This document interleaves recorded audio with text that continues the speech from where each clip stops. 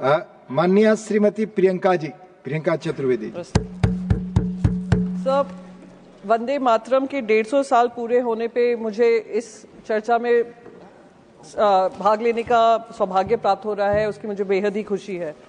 पर उससे ज्यादा खुशी मुझे इस बात की है कि जब हम इस चर्चा को सुन रहे थे, जो सही 150 साल का वंदे मातरम का इतिहास है देश की जनता के सामने पहुंचा है, जब विपक्ष ने पूरे इतिहास की सही क्रोनोलॉजी जनता के सामने रखी है।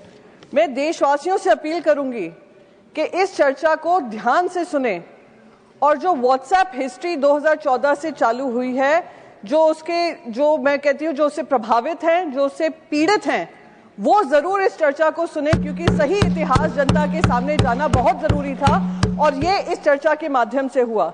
मैं तो अब आपके माध्यम से सर ये भी रिक्वेस्ट करूंगी कि क्विट इंडिया मूवमेंट पे चर्चा हो, स्वतंत्रता संग्राम पे चर्चा हो, और वो सारी चर्चा जो 2014 से धूमिल करने की कोशिश की गई थी, वो सारी चर्चा का विषय बने। जैसे ये जो इतिहासकार हैं व्हाट्सएप हिस्ट्री के माध्यम से व्हाट्सएप हिस्ट्री फैलाते हैं, उनका करियर का दी एंड हो सर।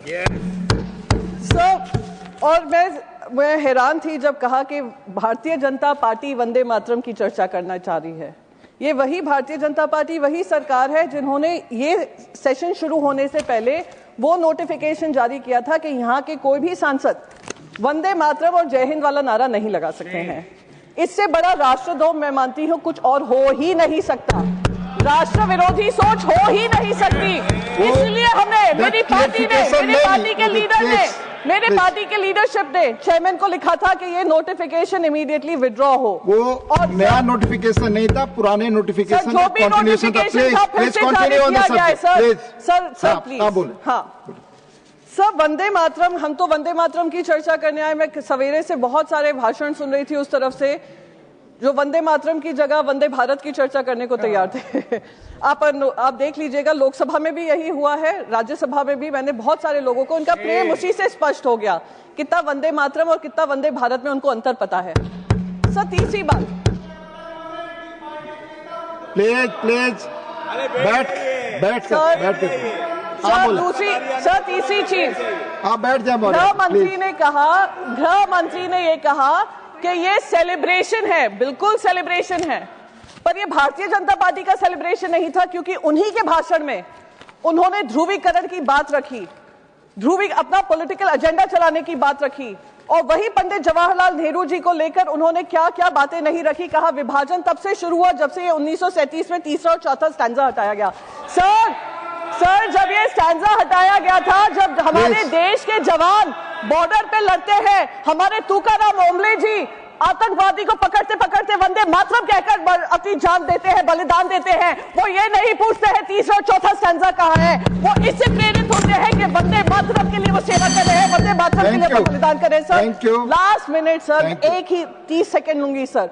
बस मैं यही कहूंगी आपके माध्यम से कि ये जो ध्रुवीकरण वाली राजनीति और पंडित जवाहरलाल नेहरू जी को लेकर उनका धूमिल करने की जो राजनीति हो रही है, उसको समाप्त होना चाहिए। और मेरी जो नेमसेक है लोकसभा में, उन्होंने भी ये मांग रखी है कि नेहरू जी पे चर्चा होनी चाहिए और उसके बाद वंस एंड फॉर ऑल चर्चा समाप्त होना चाहिए।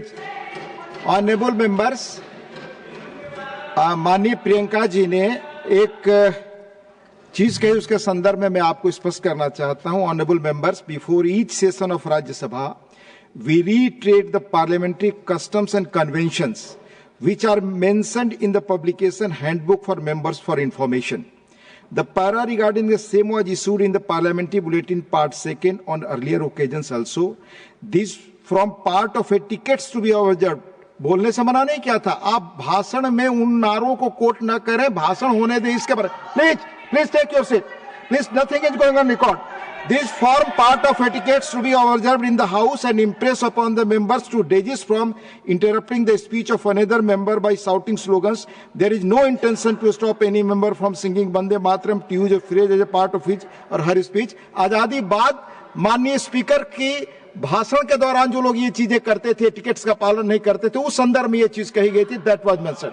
प्लीज, माननीय श्री दिनेश शर्मा।